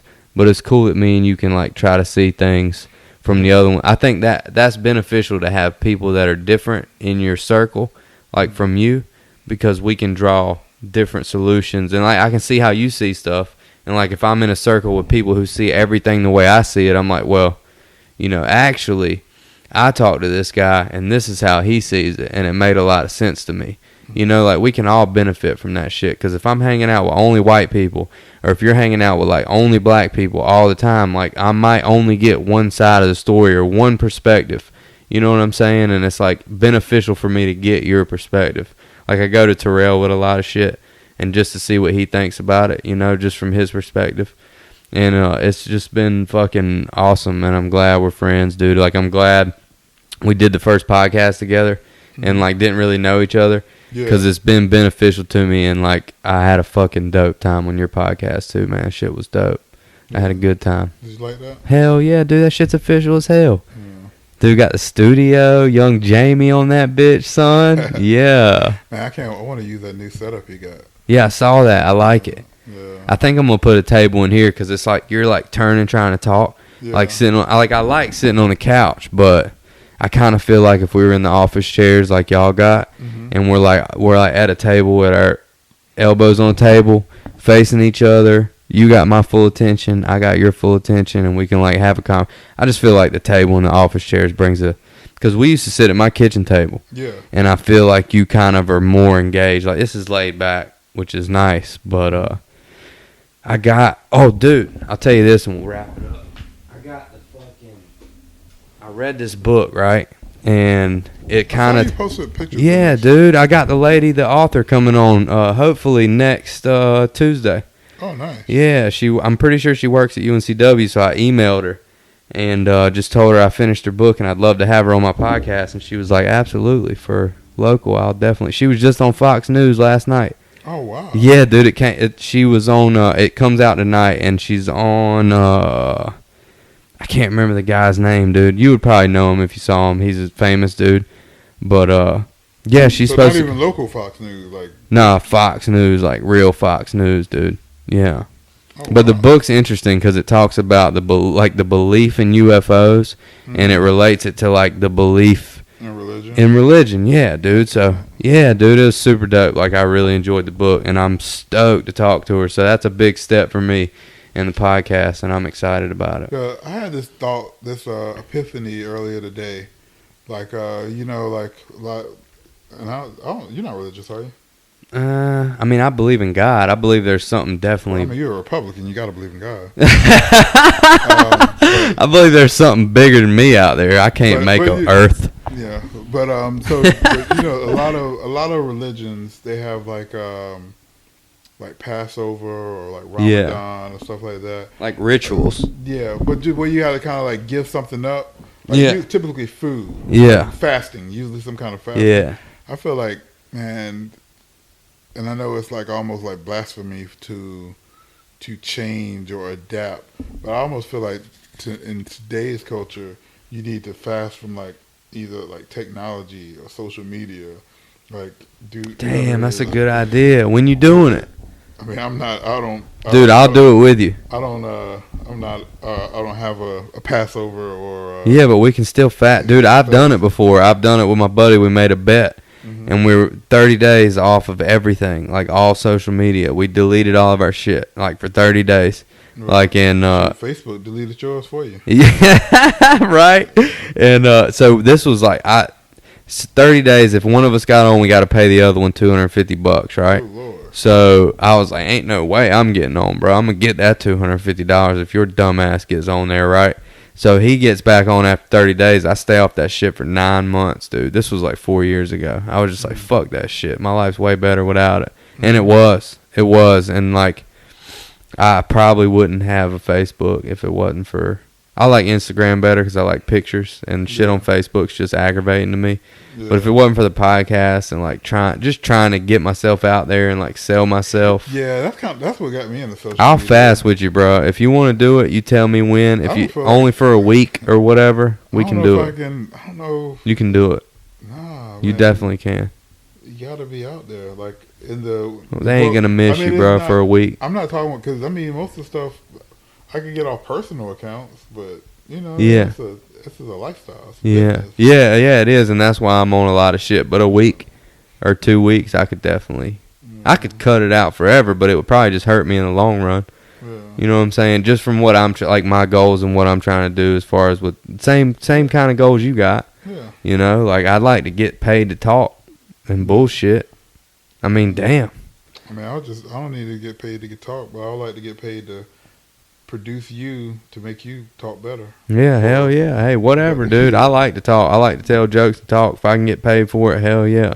So, anything you need to plug? Because I know you got your clothing thing dropping soon. But they can get it right now. Y'all can get his clothes right now on countylinesclothing.com. We don't know how much longer you'll be able to get it. So you better get it now. I don't know. So we right now we got me and you, Tiffany, Sharita, Green Living, episode 13. Shit's dope. Out now on YouTube. So you can go search on YouTube IMOLT podcast. Definitely hit subscribe. Can use a couple more subscribers. Next week we got you again. I ain't talking much in this one though. Lewis muted me on this. He talked a little. We're talking about businesses and stuff. Oh yeah. Oh, you got 2 more episodes ready to drop. Yeah. So I got one coming. So yes. Yeah. A little bit too much. But yeah, next week we got I got my homie Jay Gunn, Kazi. We're talking about entrepreneur stuff. It's a short episode, so I don't know. It's dope though. Yeah, it's dope. Get everybody's perspective. I've known both of those guys for forever. I like those dudes, man. They're super cool. Like what I want to do, man. I've been thinking. I want to bring back just I might take a break. I'm going back and forth, and I don't know which way I want to go, or if anything, because I definitely need some sponsors. So if you want to sponsor. I guess I'm on Alex's podcast, but, sponsor him. But if you want to sponsor me, hit me up because, unfortunately, I'm not shooting from my home, so it's costly sometimes. Hit us both up. We know you got that money. Go ahead and spend it. But I want to go back to doing like some of the one-on-one interviews. I want to set it up different than I did. You know, like how I interviewed like Chef Rhodes, Chris Everett, the director of and that's on your Fire. YouTube channel too. That's also as well. on the YouTube. So yeah, I want to go back because I feel like a lot of people are just talking to people, but I feel like there's a tier of people. Everybody's trying to get the people up here. There's the people like here that people are getting ignored. Because I mean, sometimes when doing a podcast, you know, when you have a bunch of different people, you don't really get everything. You know what I mean? Like how we was talking about on the podcast, you know, mine, you know, like I had to like direct, you know, to make sure we get around and do a subject. So like some people, I think you can do like even if it wasn't like a long one, it was just like 30 minutes, but just one person talking about them or something or a subject. You can get a little more in depth on your answers to the question. Like if I ask you a question, I can question you about your answer to that question. That's what I like to do. So and there's a few people I want to do that. But then I mean, there's a couple of podcast ideas that I have that I'm gonna try to do for like August or July, I guess. I don't know when. I got to figure out when I'm getting back in the studio, but I want to kind of go back. I want to do, and I talked to most of the people, but I want to kind of have. We shot Road to Recovery, like that was pre-podcast over a year ago, about a year ago, and I think it came out in July. So I like to kind of do like a follow up. Nice. Have the people from there have them on the podcast. Yeah. So that kind of that's what led. That'd be dope, dude. That led me to being on your podcast. Yeah. Me doing a podcast. I want to do that. And then I want to do the Forgotten History, kind of, which just kind of inspired the Shell Island, which, Shell Island is what led me to filming people in the first place, which kind of spearheaded, Damn, the everything. journey, baby. Yeah, so I kind You've of been on that journey, son. I want to circle it back to my roots. Hell yeah. And then, because in case it doesn't keep going, at least have a full circle. Yeah. Hell yeah, dude. Yeah. And I mean, you like doing it. I can tell you like doing it. Yeah. So it's like something you enjoy doing it. And like for me, like if nothing ever happens, nothing ever happens. And I'm going to enjoy talking and learning from you.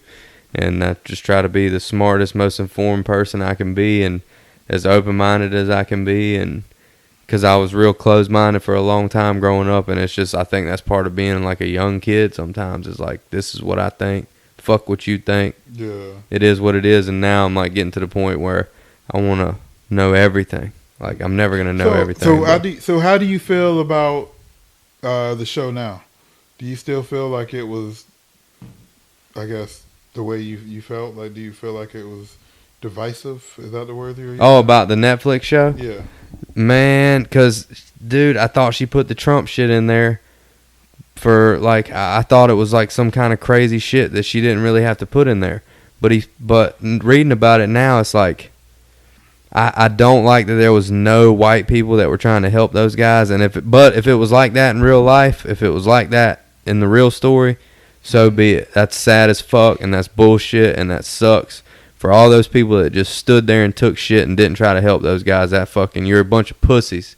Really is what I got to say about that. Like somebody should have tried to help. Somebody should have tried to get to the bottom of the truth, and them dudes shouldn't have spent 13 years in prison. Like, somebody should have done something more than what they did. Somebody should have went the extra mile and gone out of there. Do you feel like 41 million divided and all that, do you think that was enough?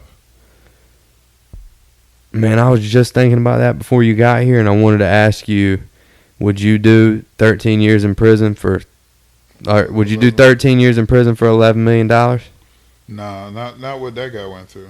Yeah, I'm sure he went. It took his whole childhood, which sucks. Yeah, and it's pretty much they didn't really go, but pretty much the guy got raped. Yeah, I'm sure. Yeah, you know what I mean. So it's almost like saying, would you get raped every day for 13 years for $13 million? I think I'll take my chances out here, guy. Yeah. I'll try to make $13 million without getting raped out here in the real world. He got $11 million, then however much of lawyers. Yeah, a couple mil for them, taxes. Tax the shit out of them, I'm sure. So yeah, so I mean, It ain't 11 million. Yeah. so $6 million. The whole raped part kind of changes changes Rape- things for me. rape, beat up. You know what I mean? $41 million ain't shit. Like maybe if one person got the 41 million. Yeah. Maybe I might get raped for that. You know what I'm saying? But still, you still got to think about it. Yeah, dude. It's like, that's terrible. Yeah. You're fucked up for life, probably. Like, and when the one dude, like he went, he got out, then he ended up going back to jail because he didn't have any skills. Yeah. Like you know what I mean, for selling drugs. Yeah. Sad, like, bro. Sad story. Yeah. Hard to watch, but it's the truth. Yeah. That's the only problem. The only thing I have. What did you ask me? Did I still feel like the film was divisive? Yeah. I mean, I don't know. I mean, not as much now that I know that the Trump shit wasn't propaganda. It was really, I mean, she had to put that in there. That was a part of it, you know. It was a big part of it, obviously. Yeah. But I didn't know that. And so, no, I don't think the film was as divisive. I still hate that there was, you know, like I said, if there was no white people that actually were good and tried to help those guys, then that's sad. But at least none that want to stand up, because there hasn't been anybody since then from the victim, which I don't blame the victim, but from the victim to anyone involved that has apologized to those kids. That's crazy, man. And that one woman, she makes there's a big petition to like pull her books and stuff from Amazon. Yeah. And usually I'm not against the whole cancel culture as much as I don't jump on that bandwagon as much as people probably would think, but I would say pull all, because she's almost making, and she's making crime books. She's making money off of somebody getting raped in prison and off of somebody getting raped in a park. Yeah. And off of 5 kids or however many kids getting 10 years of their life taken. That's just the ones we know about. Yeah, exactly, dude. She had that, like, how many other crimes? Wrongfully accused people. Yeah, it was just easier depending on someone else. And that don't have nothing to do with color. That just Here's my thing. Fuck anybody who makes money off the pain of somebody else. Yeah. Fuck you. Yeah, or not even just, yeah. At somebody else's expense. Yeah, exactly. You're making millions of dollars off at somebody else's. Fuck you. All you did was sit your ass at home in a nice ass house and write books about people's fucked up lives. I don't know. I mean, it's America, dude. You can make millions off of the dumbest shit in the world, dude. Yeah. Dumb shit. Clout chasing. Clout chasing, bro. You got an episode about clout chasing. Yeah. Check that out, people. Check my man shit. I appreciate you being on the podcast. Hey, thank you for having me. Dude, I know you're a busy man. I ain't never too Kim, busy. Thank you for allowing him to have me on the podcast. Big shout out dude, to Big K. I love having Special you on the K. podcast, dude. Yeah, it's fucking up. We'll have I'd like to get you and Breeze on and just kind of just talk So what shit. happened to Breeze? He's working a double at the Kava Lounge. No. Yeah, got to get that money, Breeze. Got to get that money. Him and Dirty White been putting out some songs, dude. Yeah, I seen he was like he got a tour coming out. Yeah, that's dope. We got to get him on here before he blows up and act like he don't know nobody, dude. Yeah. You know what I'm saying? Act like he don't know who we I are. haven't had Breeze on the podcast. You should definitely. He's fun, dude. I've had him on mine. It's fun to talk to him. He's a trip. I interviewed him. That interview I never put the interview out. I haven't got to edit it, but I did when I first started meeting Breeze. Yeah. He was one of the people I interviewed. Yeah. But that hasn't came out yet. Yeah, he's something. I thought he would definitely bring a cool perspective to the whole. Yeah. You know. Well, like the reason I wanted to interview him is he did that song Behind Closed Blinds or whatever, and I just thought that was a dope song. Yeah. He was talking. I think it was before Trump became president, but it was talking about Trump and stuff. So yeah, I know you're a big Trump fan, so I hate. Yeah, whatever, dude. Whatever. Trump, you know. I don't know what I am, dude. I don't know who I'm a fan of anymore, dude. Billy Ray Cyrus. Hell yeah, Billy Ray Cyrus, dude. Nas. He's coming back, dude. He's back. He's coming back. Lil Nas X done got him back on the train, boy. And then what's the other guy? I was just listening to him. Feel like I had to get in the mood, you know. What's the other Country guy? rap. It's country rap kind of. Colt Ford. Man, Colt Ford hasn't dropped nothing since 2014. Nah, he really ain't. I was trying to make me a little country rap, like a black country.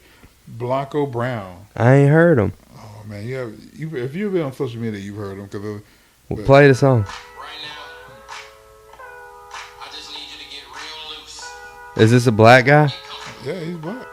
I think so. Grab your loved ones. And he got like a little loop sample in the Bring background. love, partner. And if you're by yourself, no worries. Just follow after me. Gonna do the two-step and cowboy boots. Oh man, boy, I got to get on that. What's the name of him? His name was Blanco Brown. So Blanco Brown. Yeah, let's get it. Hell yeah, I like it. Terrell, I wonder if Terrell's heard that. Dude, Terrell's so country, dude. He's so country.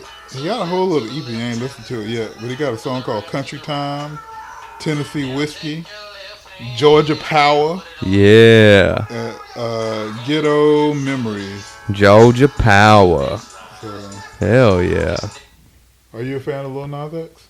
I've heard just one song. That's it. I mean, are you a fan of that song? Fuck yeah. Hell yeah. Do you think you should? How can make you more not? of- Dude, it gets stuck in my head every time I hear it, dude. It is, but it's I follow him on Twitter, and he's about to drop some shit. He keeps talking shit. Like, he keeps being like, this about to drop, this about yeah, to he's drop. supposed to be dropping like an EP with, and that's what this guy Blanco Brown. Did you see the video of Lil Nas X at the school in front of all the kids? Oh yeah, Dude, how dope was that? Yeah, The yeah. kids were like, and like before he went shopping and stuff. Yeah, he's a nice kid. I like him, I dude. think he's an industry plant though. What do you mean? I feel like he's Spice Girls. I feel like he's manufactured. Like, they made him what they wanted him to be, and he has to run with that character, and that's all he can do. Yep. Like nothing else. You think so? Yeah. You could be right, dude. 'Cause, But I he mean- seems like a super nice guy, so what the fuck ever. Yeah. I'll support him. Yeah, like it's one of those like, okay. But I mean, like, have you seen his real video? I've heard some of his music, and it's hip hop. Well, no, I'm just talking about the video for Old Country Road. Nah, I've seen Red Dead Redemption on there, like the video game with the Old Town Road playing. Is that the video? No, man, he got a video with Chris Rock, Ha Davis, Diplo, Vince Staples, a couple other people. I like Dave East and Ben Staples and shit like that. But like he got all he got like a whole little interlude where like, you know, Billy Ray Cyrus of course is in it, and it's not someone that you would come out the box with that kind of video. You know what I mean? Yeah. Like I feel like, you know, what I mean, he got to deal with Wrangler. You know, like that. He got a deal with Wrangler? He had to deal with Wrangler. Really? Wrangler on my booty. I feel like this is what we should have been talking about because you know, a lot of people, you know, your people are upset that he had to deal with Wrangler. Why? Why would you be upset about that? I feel like you're in touch with your roots here. Fuck that shit. Oh, you know what? I think I heard something about Wrangler. What did I hear about? Something about guns and Wrangler or something. Or was it guns? Something about, like, dude, people were pissed at Wrangler, but I didn't think it was because of that. Yeah. No, I heard something else. I heard a lot of people were pissed at Wrangler because, I don't know, when you say a lot, the people, you know, a lot of times it's not a lot, but it's the people that's the loudest on the internet. Yeah. You know what I mean? Mad at Wrangler for sponsoring that guy? Yeah. Why? Just because he's black? Yeah. I think because he's black and the fake, you know, I feel like, what's the word? White people do it all the time. Like doppelganging? No, like when you, culture vulture, like when you're taking, I don't know. Yeah, vulture culture, right? but there's a word for it. I can't think of words right now. But anyway, They're mad because he, like, took the culture. yeah, Or like, country music or something. Yeah. It ain't really like no country song you ever heard, though. Yeah. That's my thing. Like, it's like a hip-hop song, but the lyrics are Butchering, country. like butchering, yeah. Like, so. I don't know why people get it. Dude's an outrage culture. People get mad over the dumbest shit. Yeah. Like, why can't you just fuck it? Who cares who they sponsor? Like, this dude just made it, bro. This Yeah. dude just fucking made it. And He got that's gonna- sponsored by Wrangler, dude. And it's going to bring Wrangler a bigger demographic. Oh, hell yeah, dude. So, Wrangler's fucking... Dude, we done forgot about Wrangler. I mean, yeah, Wrangler and Lee. The fuck, dude? I haven't brought in. I don't even know what I wear, dude. I cut shorts off above the knee, bro. I wear Levi's and Polo. Yeah, hell yeah. I wear Carhartt and Nike, and that's it. That's all I got in my drawer. And then I got like a pair of Echo camo pants that you would never know was Echo. Yeah. And like they don't say Echo all over them and shit. And fuck, dude, I don't know. I don't really pay attention. I buy shit off eBay. Billy Ray Cyrus shirt off eBay. It's an old shirt, dude. 1990. I got like a bunch of old shit. You know I like that type of shit. Yeah. I just got a Looney Tunes fucking... My buddy sent me a Looney Tunes sweatshirt from like the 90s. It's all nice. beat up. It's kind of small, but... Have you watched Stabby? I think it's Slobby, yeah, hell yeah. And then I was watching him, and I was like, this dude's fucking weird, and I don't like his voice, but I like what he's doing. Like, I like his shit. Like, he seems like a creep, kind of. Like, when Slobby. girls are in there and shit, he's just like, hey, how you doing? You know what I'm saying? Yeah. Like, let me give you a deal on this. Like, just acting creepy as fuck, but I like his store and, like, his style and shit. Like, I mean, I grew up in the 90s, like, mid-90s, like the movie. Fucking that shit was dope. Except the ending. Yeah, they're fucking weird, dude. Yeah, but it, like, dude, those actors, when they direct movies, have you noticed that, like, most actors, when they direct movies, the endings are always fucking weird? I never thought about that. Weird, dude. Like, what's the guy's name from Jay and Silent Bob? Silent Bob, what was his name? Kevin Smith. Big comic guy, Kevin Smith. He directed a movie called Tusk. You ever seen that stupid fucking weird shit? I've never even heard of it. Dude, Kevin Smith's a good director. Don't waste your time. Like, he's the one to do all those, like, Chasing Amy and Yeah. Jay and Silent Bob. Yeah. and- Oh, did he direct Jay and Silent Bob? Yeah. I didn't know that because he was in it. Yeah. Because he's Silent Bob or whatever. Yeah. Jay and Silent Bob was kind of weird, man. Like people fucking a donkey and shit. Yeah. You know what I'm saying? Like kind of weird. But this Tusk movie, bro, I'm gonna just go ahead and tell you about it real quick because I know you probably got shit to do. But I gotta go to Target. I got time.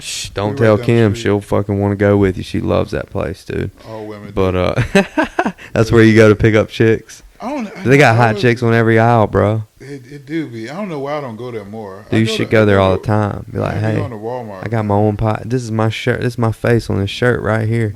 Bet you didn't know. But the movie's so weird. Lambo truck outside. I got insurance on that bitch, son. But yo, so the movie's about a guy who does a podcast, and he's going to this town to make fun of he's an asshole, and he's going to make fun of this kid for a YouTube video he did. And he's like, he gets you on his podcast, and he makes fun of you. And so he's going to make like what you did to me. he's going to make fun of this kid. He gets there, the kid has killed himself.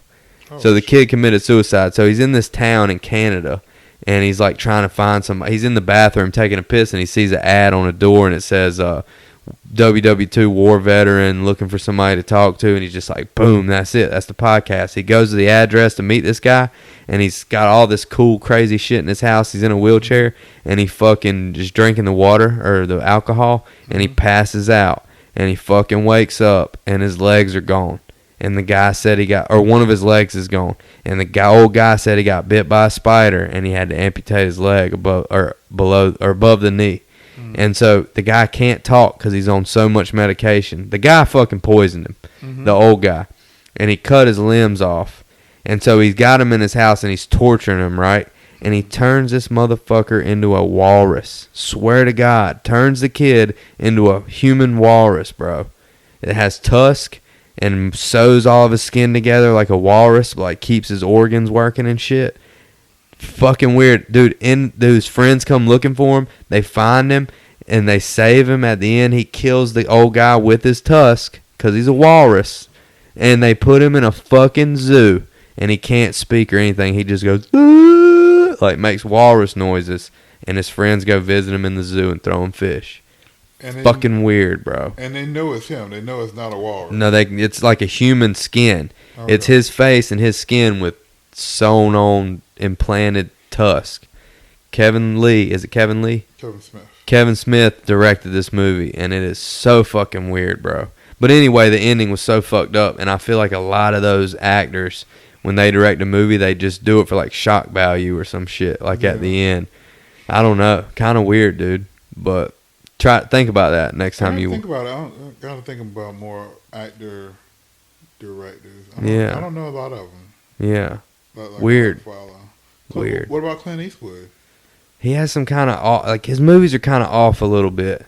Like some of his, like even dude, American Sniper was directed by Clint Eastwood, and that was like a huge propaganda movie to get people to enroll, and shit made me want to go sign up after I watched that shit. I'm like, fuck, I want to go sign up for the Marines after that shit. And like, what in that movie made me want to do that? You know what I'm saying? Like the way it makes us propaganda, dude. Like we talked about with that documentary, it's like. That what that black guy said, that smart motherfucker on that documentary, Wilmington on Fire, they had one guy that was super smart, and he was explaining what propaganda was. That's my favorite part, dude. And he's just saying it sets us up to make something that's unacceptable acceptable. Like them people coming in and taking those businesses from those people. That's what propaganda is dangerous, bro. Or charging five kids as adults. Yes, bro. Yes, propaganda. Like racial division propaganda. And that's what I wanted to say about that movie. And now that I found the Trump thing is, I mean, she had to put it in there. So I don't think it was to divide us as people. But it's a true story, and I just wish it didn't. I feel like it portrayed white people as evil and didn't want to help at all, which may have been the case. I don't know. I hope not. But anyway, we probably been talking 2 hours. Probably. I appreciate you coming on the podcast. I hope you find what you're looking for in Target. Old dime sickle. Just need to get me some Mrs. Butterworth. They don't sell that at the old Walmart No pun anymore. intended. They don't sell that at Walmart. At least in the hood Walmart anymore. They want you to get Aunt Jemima. Gotta go to Target, boy. I don't rock with Aunt Jemima. I rock with Mrs. Butterworth. All right. Thanks for being on. Y'all, thanks for listening. We're brought to you by Womack Electrical Contractors. If you need any kind of electrical work done, hit my man Wesley Womack up, 910-231-7679. Follow the Instagram. I run that shit. Womack_electrical_contractors. Follow that. Follow me on Instagram. Hunt_NC1917. Follow my man Louis T. Plug yourself in. T podcast. YouTube, please hit subscribe. And on Inquisitive Mountain Louis T. Facebook, IMOLT podcast again. On Instagram. Yeah. Hit all the fucking buttons that are good. Yeah. And we'll see you around town. Peace. Thanks for being on the Hunt for Greatness podcast. And look for Alex on IMOLT this week, next week, and maybe a couple weeks after that too. Hell yeah, we out here, boy.